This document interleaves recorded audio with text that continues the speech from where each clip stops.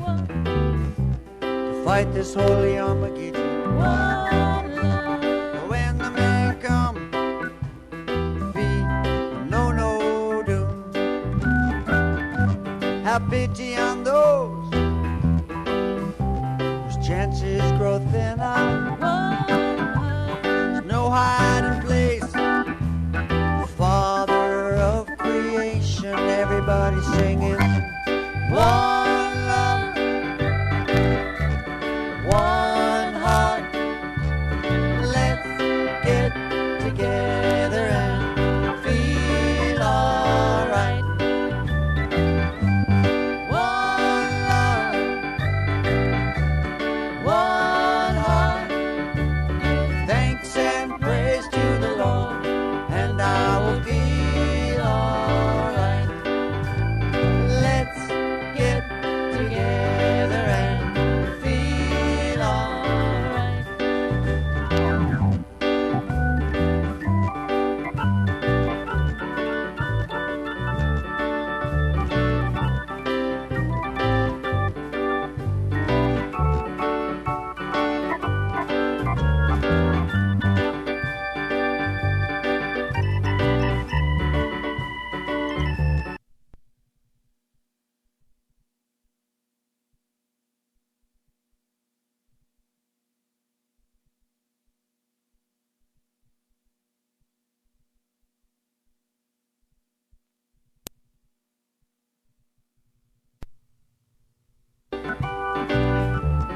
One heart, let's get together and feel alright, alright.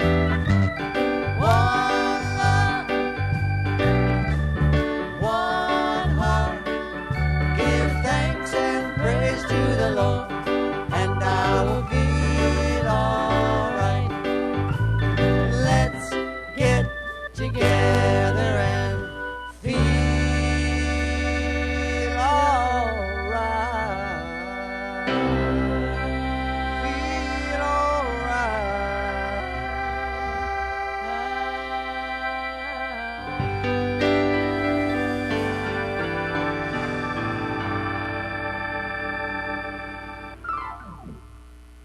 Woo!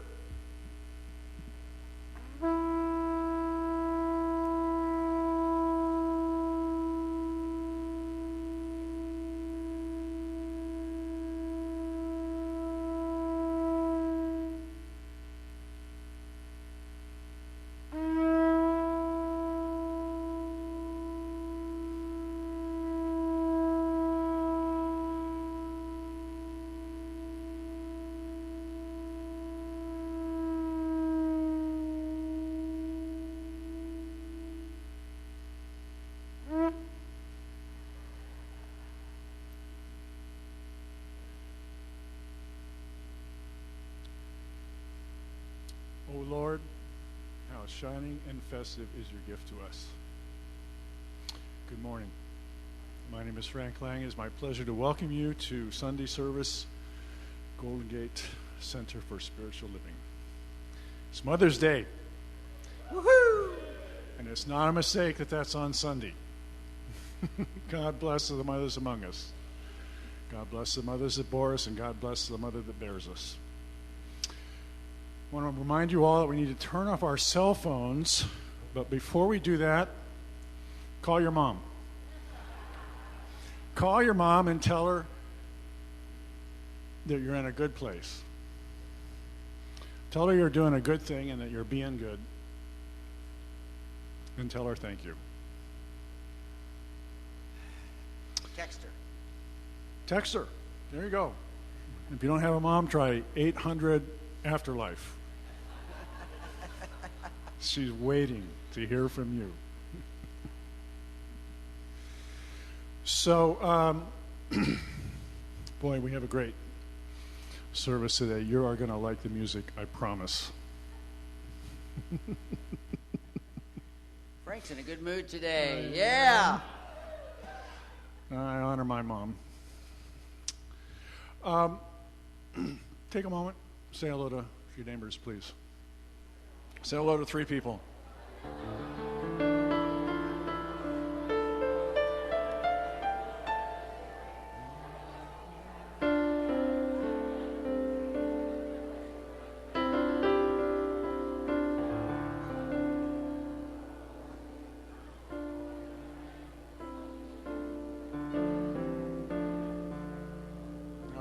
Welcome. Welcome. Okay. I promised a plug for the bookstore. These book bags, Golden Gate Center for Spiritual Living, are on sale, $5. Morning chant. The words to the morning chant will appear on the wall behind me.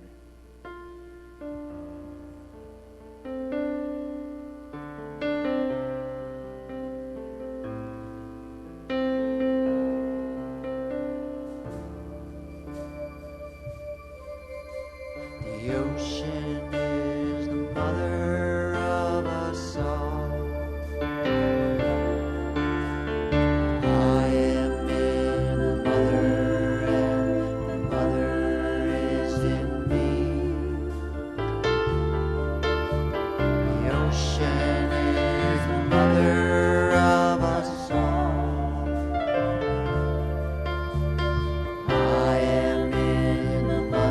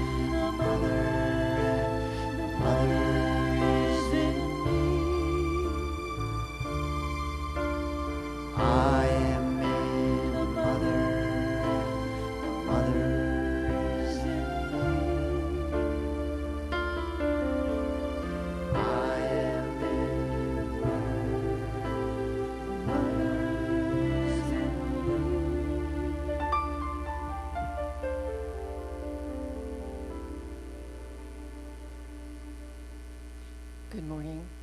I'm Reverend Sarah Hargrave, staff minister at this wonderful spiritual community. If you will just go within with me,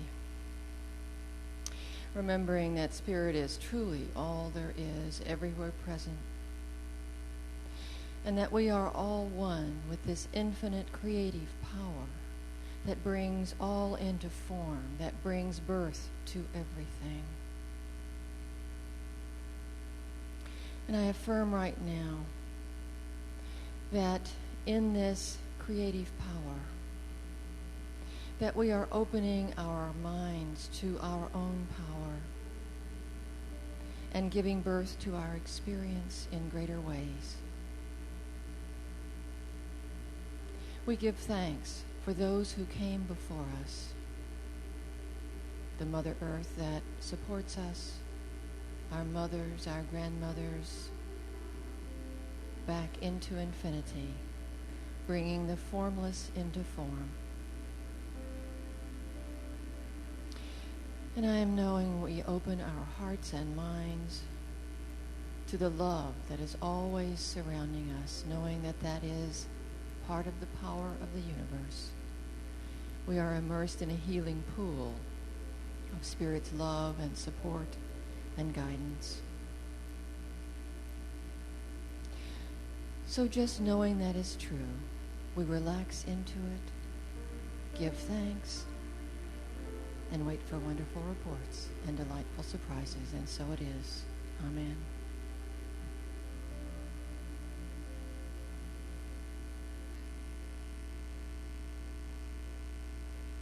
Good morning and happy Mother's Day. We have a little extra piece here in the service to honor the moms. First of all, I want you to see this wonderful altar that Kathy Fowler put together, and the goddess of the roses that lives in my backyard. This is my gift to the moms every year. These are homegrown roses, and I want every mom to take one. And they're all in little tubes, and they should last for a long time because each one has been blessed. So now I would like for all of the moms to stand up and remain standing while we love you.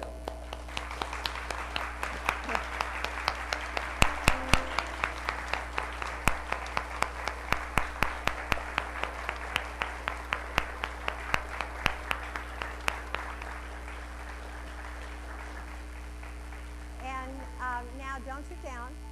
Now we want all of the aunties and the adoptive moms, and the moms-in-law, and the dads who had to be moms too, to stand up.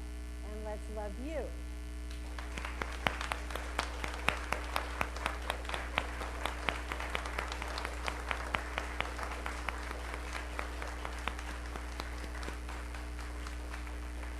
And now would the grandmothers remain standing?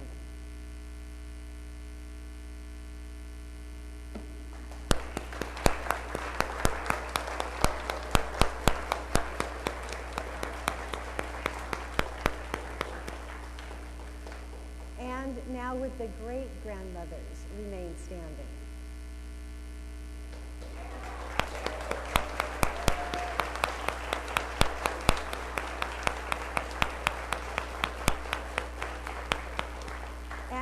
No great-greats today? I know that Jackie is a great-great. So, yay, Jackie.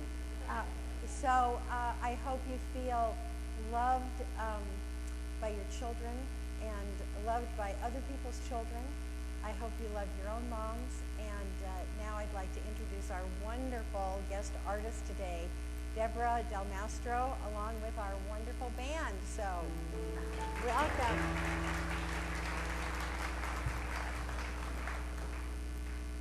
I always thought this was kind of a mother's song, but it's actually about the mothers giving to the children. So this is sort of a theme song.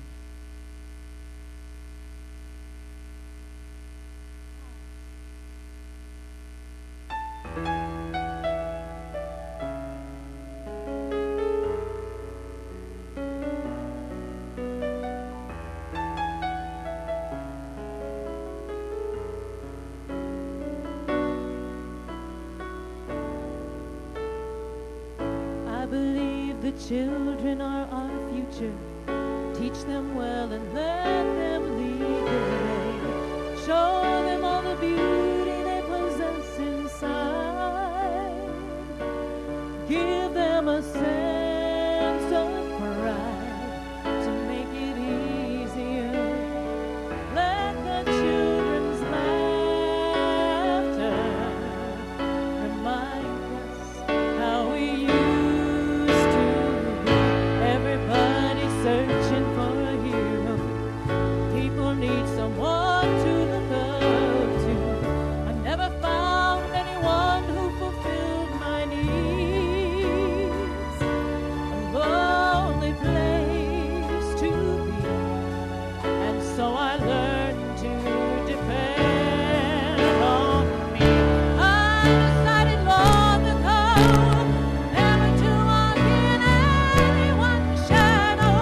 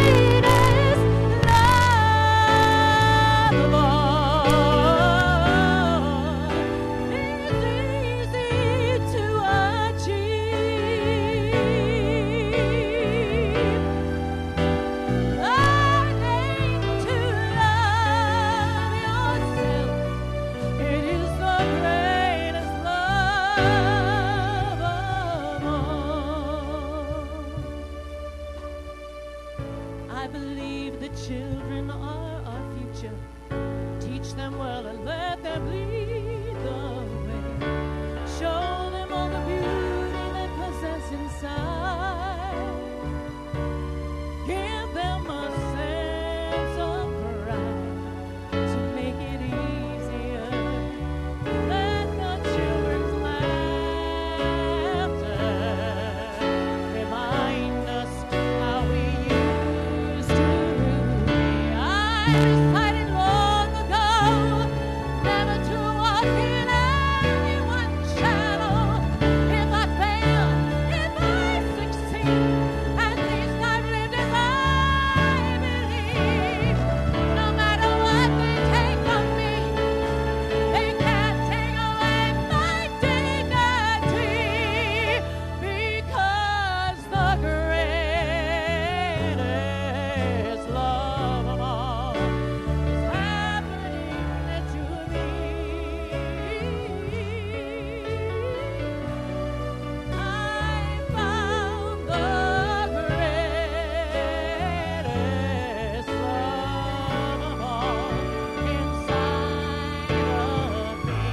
greatest love of it is the greatest love of all.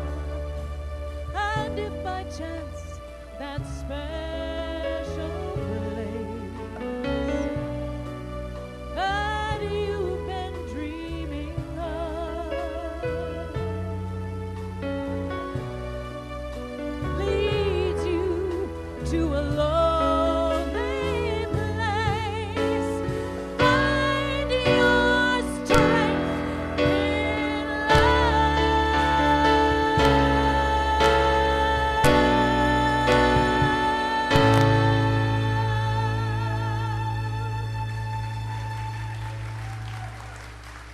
Thank you. God bless all of you. Thank you.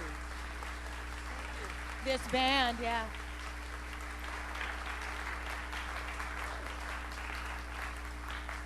Well, you know, it's going to be a good Sunday when eyes leak at the music, so that's really, really great. Good morning. Once again, I'm Reverend Karyl Huntley. I'm just getting off of a cold, so if I go into a fit of coughing, don't you worry about a thing, okay? And hopefully I will not do that. I begin this morning with some sad and surprising news. Jim Petre made his transition a week ago yesterday evening. Now, Jim is that wonderful guy. He's back there still, right back in the back beside Stan. And this was very sudden. It was Saturday night, May 3rd. He had a heart attack. And although it was sudden by our standards, I was right on time for Jim, because that's what we absolutely know, that there's no accident when somebody goes home. And so that was his time. I know for a fact that he finished up some things, and he was really yearning for a closer walk with Spirit. We had talks about that, and so in a way, it surprised and didn't surprise me. And by request of his family, there will not be a public memorial, but just a very small family memorial. And so I'd like to just have a little moment of silence while we remember Jim and wish him just the greatest journey home. And I'll speak of him at the end of the talk as well.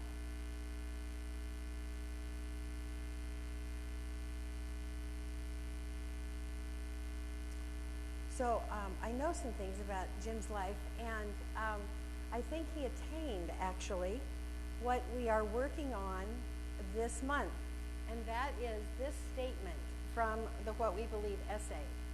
We believe the ultimate goal of life to be a complete emancipation from all discord of every nature, and that this goal is sure to be attained by all, And so if we think of that ultimate goal of a human lifespan, and when we get to the complete emancipation of all discord, we get to go home, I think that that's exactly what happened with Jim.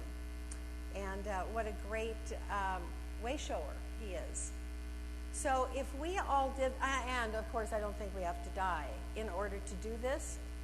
So if we had this, the ultimate and complete emancipation from all discord, the theme for this month is peace. And I love, can you see this wonderful thing? This kitty sleeping on top of this sleeping dog. And if that is not peace and the complete emancipation of all discord, and it makes me think that, you know, the four-leggeds are more evolved than us in some ways.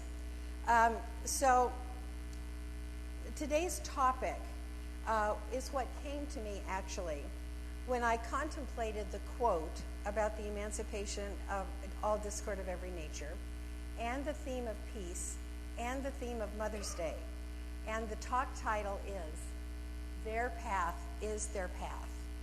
I can't be the only one who really tried to steer my kids down a particular path. And so the talk is really about how that doesn't work.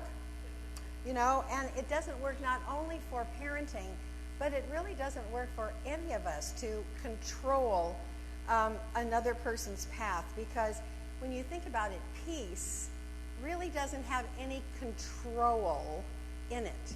It is that flowing feeling of peacefulness. And control does seem to bring about discord. Anybody else notice this besides me? In fact, a lot of the pain of parenting, and indeed the pain of any relationship, is trying to get them to do what we want them to do. Isn't that right? So, and we're so good at it. You know, we try passive control, like with the sighs and the eye rolls. And then we try very, very silent control. Like we just have these pictures in our mind of what we want for them.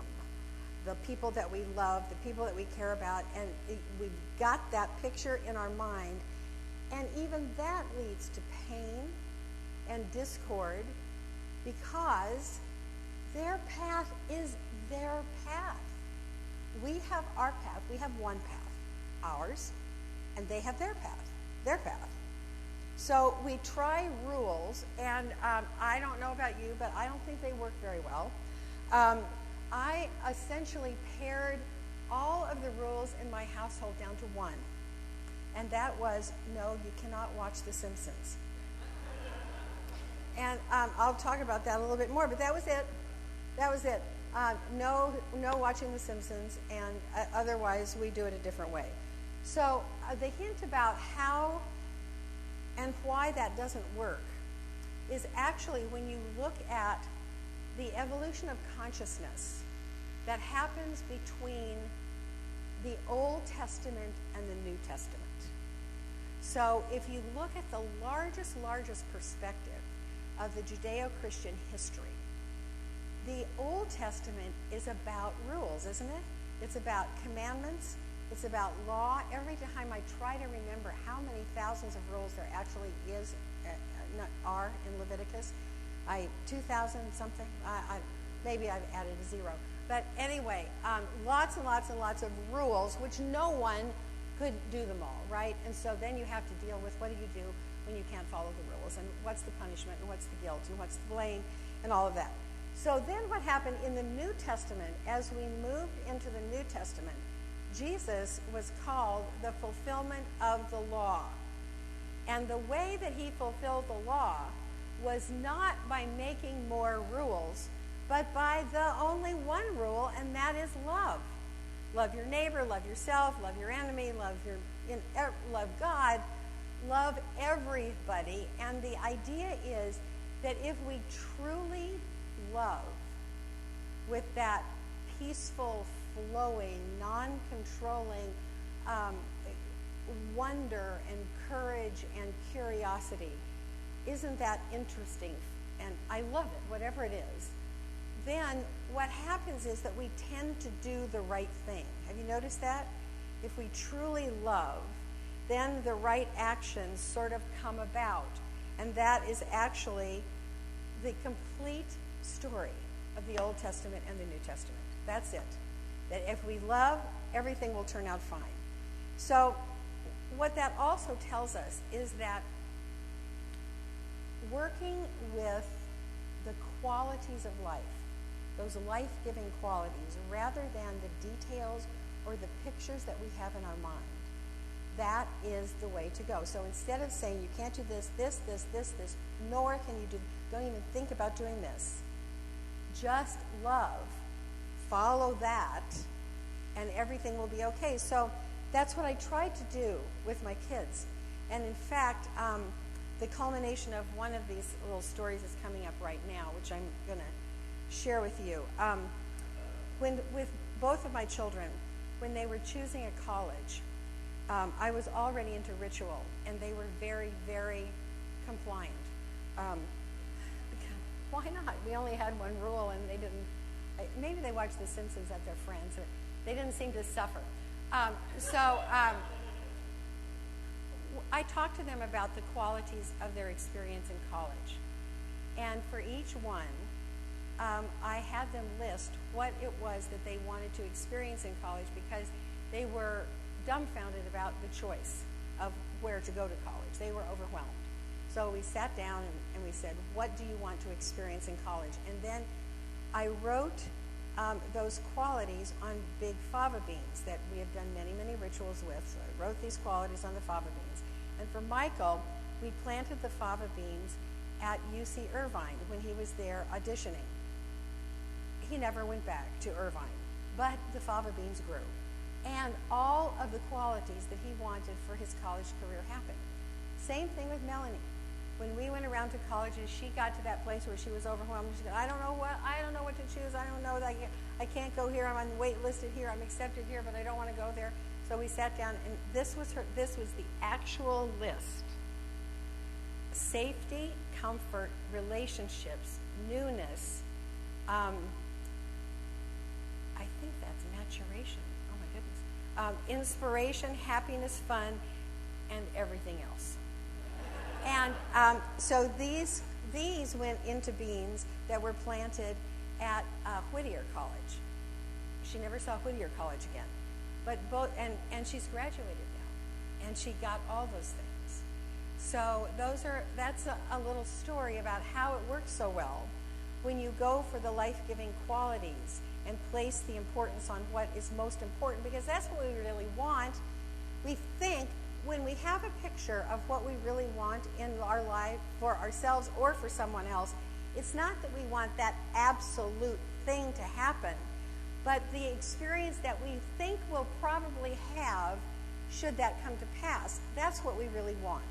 So if we go directly to the quality of life that we want, then that gives the creative process all of this wonderful leeway to give us everything that we want and more. And the best thing will happen, because ultimately creation wants the best thing to happen. And when I say the best thing, it's not what we want the most, it is what is for the greatest good for the most. And when you think about it, that is what usually happens if we allow it to happen, because otherwise we wouldn't be here anymore, because the best thing consistently has happened and happened and happened and happened. So even with this wise information, we still want to parent and nudge and direct and train, and if we do that, a lot of times if we do it gently, the right thing does happen, because what we are really wanting, if we thought about it, is not to control, but to give guidance. So that's the word for the day, is guidance. So the lesson involves how to give guidance and how to receive guidance. So are you with me here? All right, so now we're going to talk about how to offer guidance And I want you to bring to mind a situation where the course is not clear. You don't know what the best way is. You might have some pictures in your head. You might have some deep desires in your heart. But the way is not clear. And so you want to give guidance to your child or your friend or your employee and not control them. So this is what came to me. And this is what I try to do when I'm in my best place. And that's, first of all, express the quality that you want to see in the other. Express the quality that you want to see in the other. Now, the reason that there were no Simpsons in our house was that I said that that show was disrespectful and cruel. I mean, you could have it on for 30 seconds, and it would be disrespectful and cruel. And for me in my house, respect and kindness was very, very important. Those were important qualities to me. And so I showed those to my children. I showed kindness. I respected them. And so it happened when they failed to tell me where they were going, or they failed to come in on time, instead of saying you broke the rule, I got to say, you were disrespectful. I respect you. I expect you to respect me, because respect is what happens in this house. And, you know, it really worked. The next piece is that know that God indwells everyone. You do not have the answers for another. Sometimes you don't have the answers for yourself.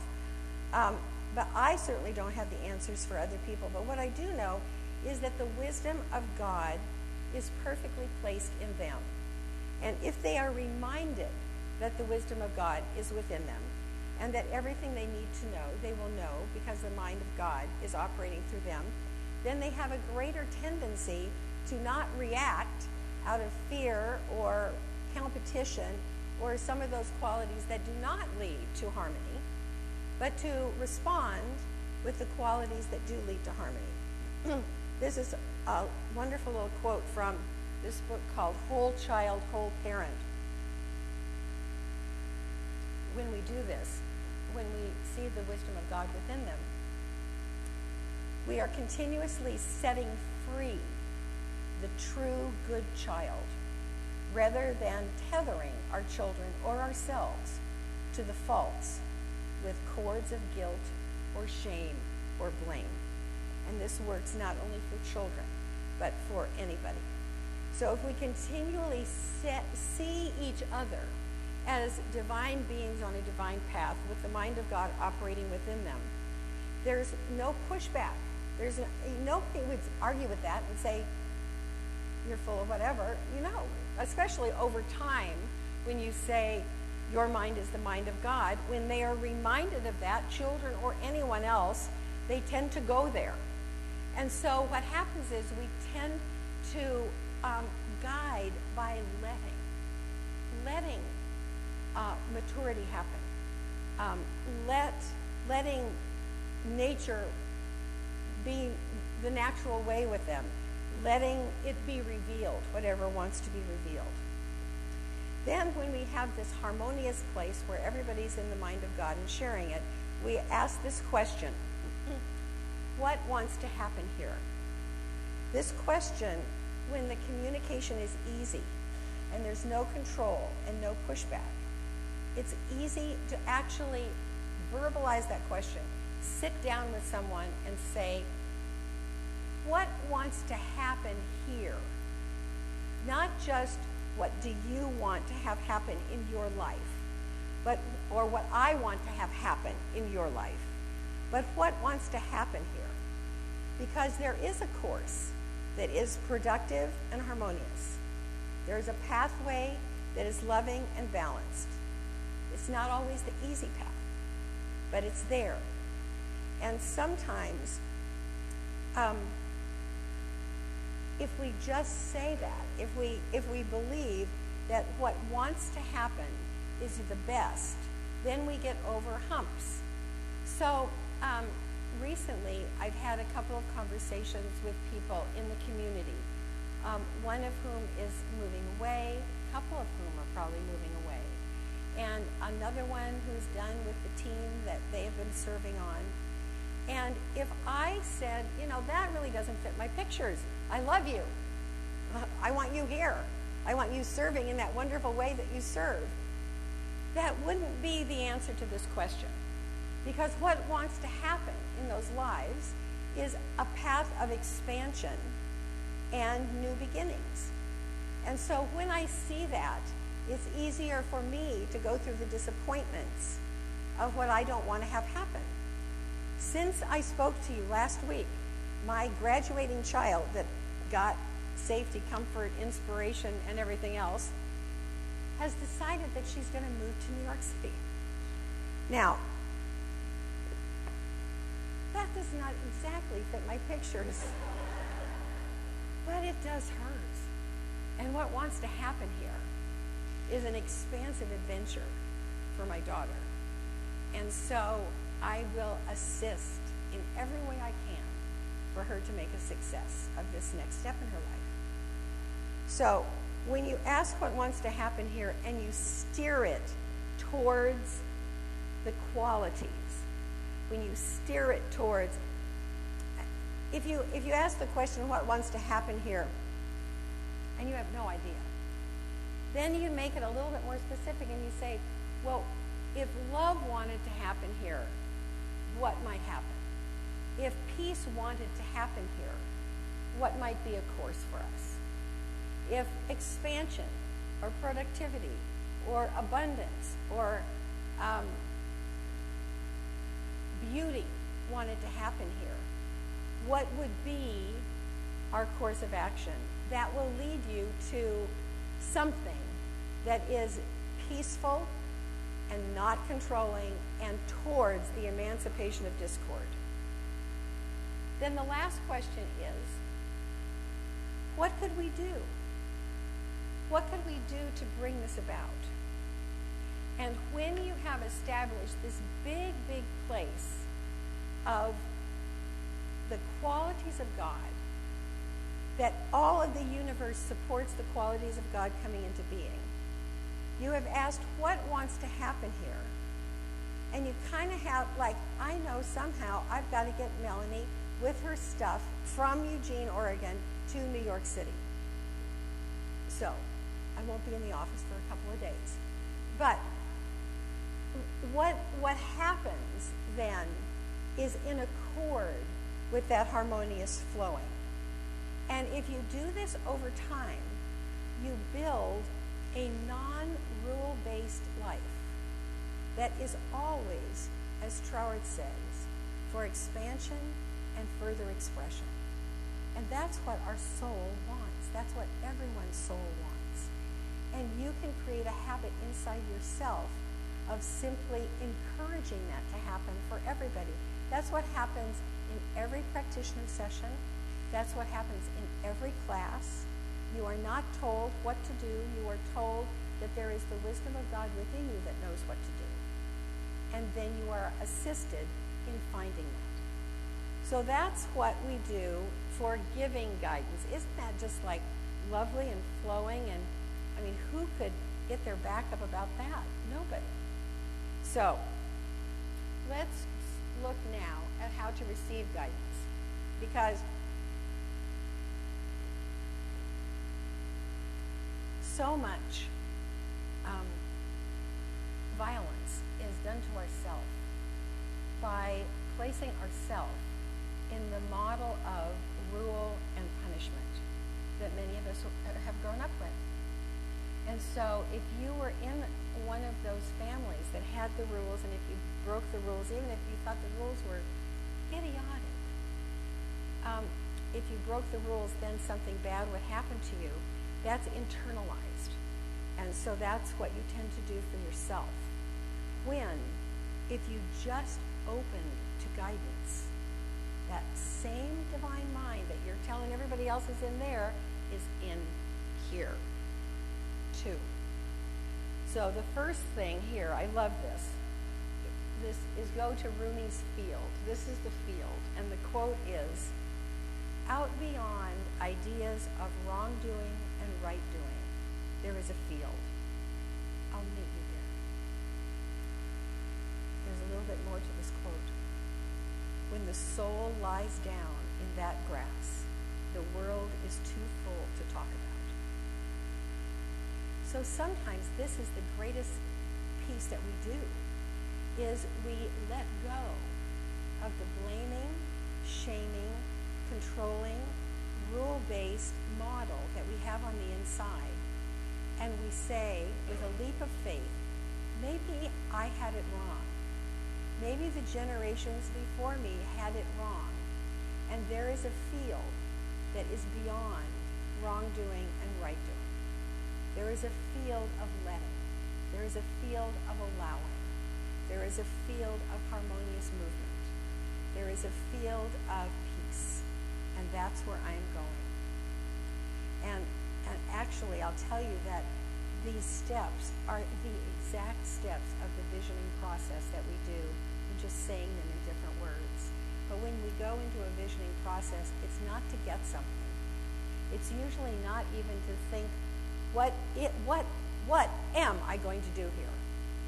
It is to catch that field of no wrongdoing and no right doing, where we lie down and the world is too full for us to talk. So the next thing we do in this field is open to love. So just imagine lying down in that field, and that this is not an itchy field at all, and you can breathe very well. And you know sneezing and no bugs. It's just like lying on the greatest bed out in the sunshine, and you open to love, which when you're in that field, it's the easiest thing to do in the whole wide world. And actually, whatever you need, whatever guidance you need, comes on the waves of love. That's when the best thing happens. You open to what wants to happen, and it comes on the waves of love. That's when it's good for everybody. And then finally, you simply are receptive.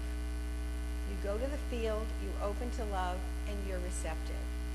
And maybe you do this every day for a while until you start getting the opening of the path that is yours. And that's going to be the best thing, the best path. So the takeaway is controlling is not effective, especially when the best thing wants to happen already. So for those of you that are here today with your moms, and I see lots of those, bless your hearts, the takeaway every week is what we can say to people when they say, what do you do on Sunday morning? And you don't want to give the whole philosophy. You just say, well, this is what, and it's in your bulletin as well. This is what we learned today. Control is not effective, especially when the best thing wants to happen already. Boy, I'd want to come to that place. So, moving into the end of the talk part and coming back to Jim and the title. Their path is their path. And his path is his path. And boy, if there is something that we all want to control at one time or another, it's that passage that we call death. We want to control it for somebody else. We want to control it for ourselves. And the gift of someone passing is to remind us that when that happens, that's the best thing. The best thing has happened. And it always happens precisely at the right time. And I know that it was perfect for Jim. We had a conversation just a few weeks ago where we were talking about the moments in life where everything goes shimmery and you can so clearly feel the beloved and feel the oneness. And he was so beatific. He just said, oh, those moments. Oh, those moments. And what I want us all to know, and I say this to myself too, is that he now has eternity in that moment of oneness. He loved John O'Donoghue. And one of the last things that he did was that he reformatted for me some tapes of John O'Donoghue into CDs, which I am going to treasure forever, of course. But I want to read to you in conclusion something from John O'Donoghue's Anamkara, which I saw in the bookstore, by the way. It is a strange and magical fact to be here, walking around in a body, to have a whole world within you and a world at your fingertips outside you. It is an immense privilege, and it is incredible that humans manage to forget the miracle of being here. The more lonely side of being here is our separation in the world. When you live in a body, you feel separate from every other object and person. Many of our attempts to pray, to love, and to create are secret attempts at transfiguring that separation in order to build bridges outwards so that others can teach us and reach us, and we can reach them. At death, this physical separation is broken. The soul is released from its particular and exclusive location in this body. The soul then comes into a free and fluent universe of spiritual belonging. And that is letting and allowing. So, let your mind go into that sunrise, and when you feel like it, you can close your eyes. And in this moment, breathe in peace and breathe out any need to control. Breathe in light and breathe out discord. And know that every step that we make in trust leads us to that state of complete emancipation of discord of every nature. And that along our path, we submit to the lessons of peace. We submit to the lessons of harmony. We submit to the lessons of allowing and guidance and flow. We submit to those lessons that direct us in divine guidance to paths of peace, poise, power, ultimately into eternity of peace, the peace that passes understanding. Blessed be.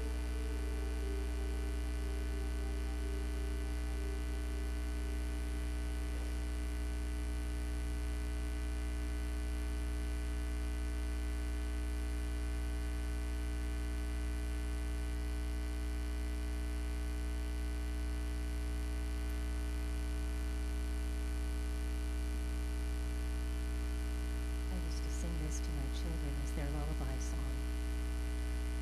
And when we get through with it, yes, the entire song, so it did put them to sleep. So if you nap through this, you'll still get the message.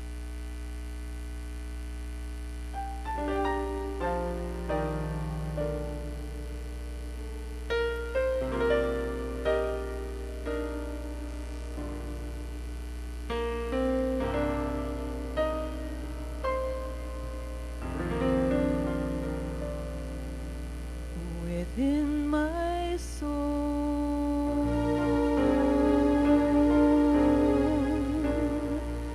the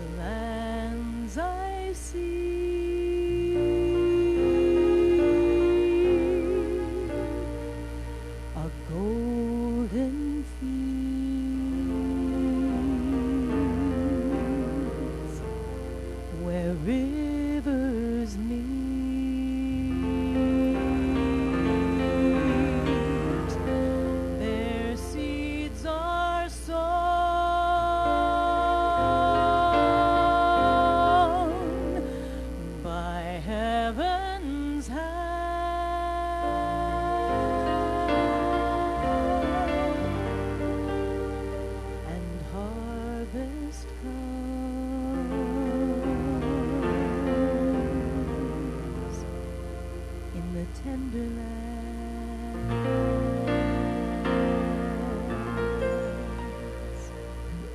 Patient sunrise nurtures the flowers to bloom.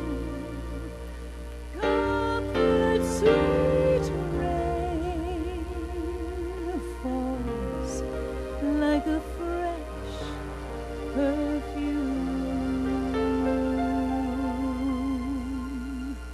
and love is grown, and baby, don't cry, and mama, don't weep.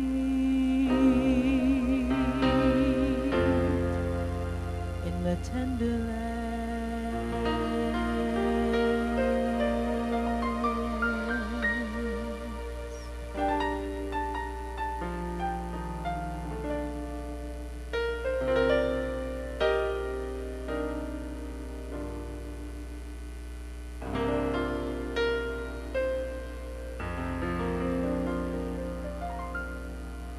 the world is pure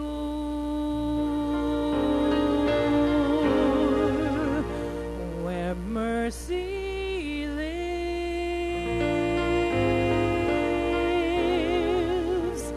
This heart becomes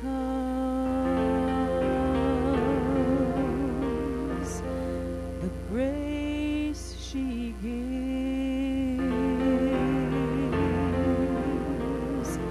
Her gentle words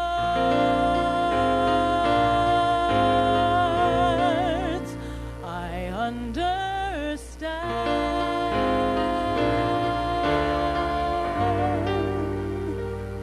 They rise as mist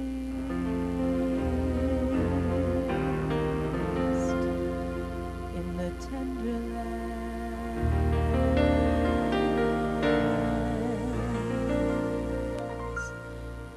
Mercy, lay down, hold me within your arms, rock me sweetly, cover me with your smile, and love will grow, and baby won't cry, and mama won't weep. In the tender lands,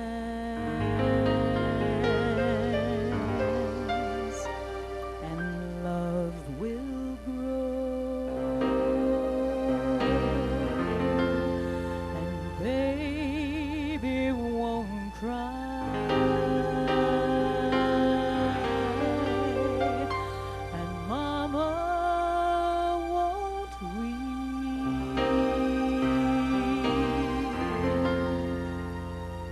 In the tender lands, oh yeah,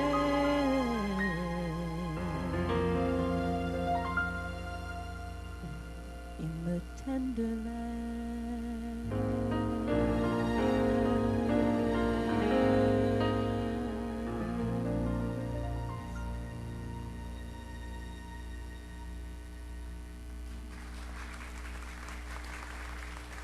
Thank you. Deborah Del Mastro. Paul Chico on the drums.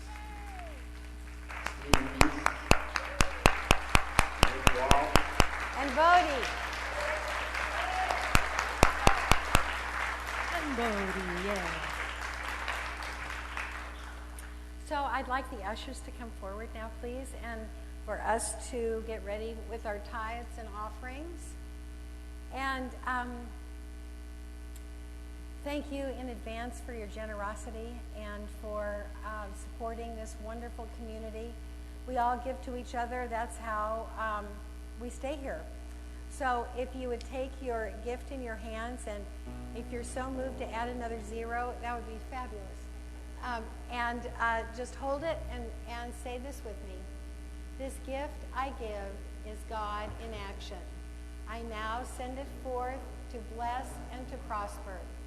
I know that everywhere it goes, it is creating a world in love, one heart and one thought at a time, and so it is. So would the ushers please receive the gifts?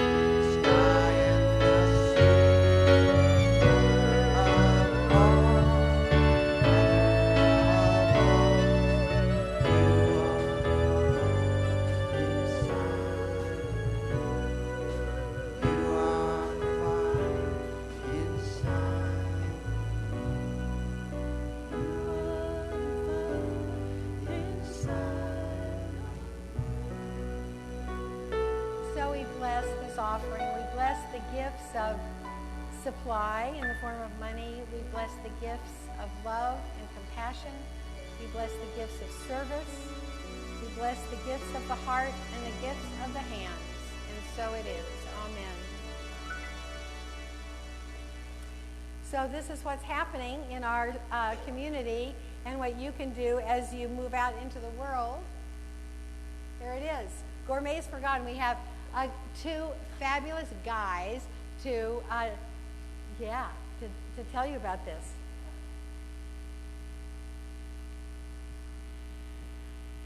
Hi, I'm Scott. I'm a practitioner here at this community. Want to just tell you quickly about Gourmets for God. So we're talking about gifts to the community, and this is a great opportunity for you to give a gift of yourself to this community, and it's a donation to the center as well. To gather together with your friends and maybe people you don't know, and share a meal together. So there are four different events on the back table. We'll have more as the season goes on. Right now we have 4, so go back, check them out. Rather than me give you the details for each one, you go check them out. They're cool, they're going to work, and I know you'll have a lot of fun. And remember, it is how we can also give back to this community. Great. Yep, I got places for 10 of you in my garden, and only 4 places are filled so far, so back at the back table. Classes coming up. We have Quick Start next Sunday with Gail Durkin as the teacher right here. And so if you would like a refresher, that's what you do one afternoon. You get the whole philosophy in a nice little package there.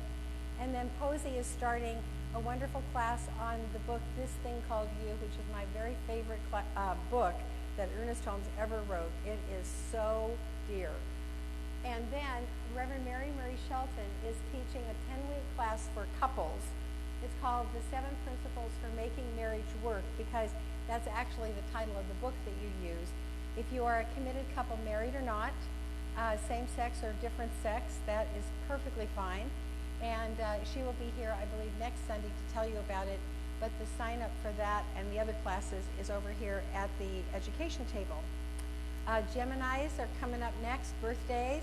The birthday is going to be on the 23rd of this month at Sue Ruta's house. So everybody is invited, of course, but we get to talk about the Geminis and tease them and love them.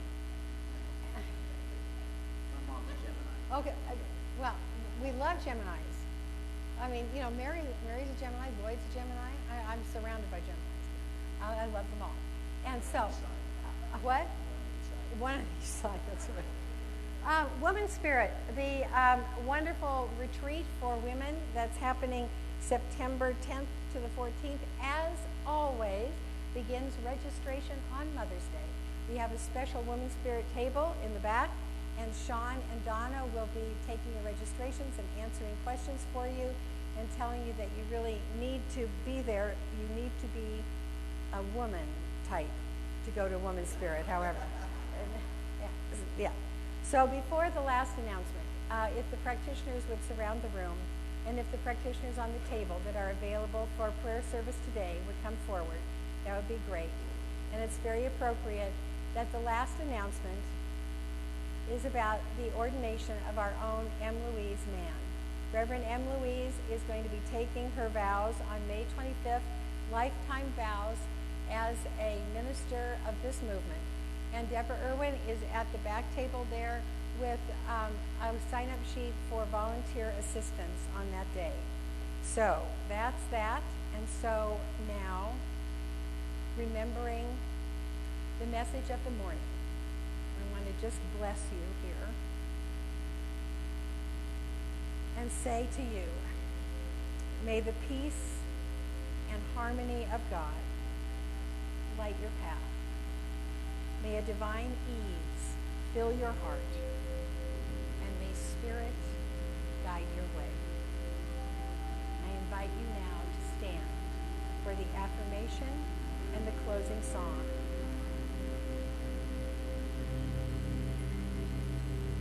I know that divine guidance is always available to me in a clear and peaceful way.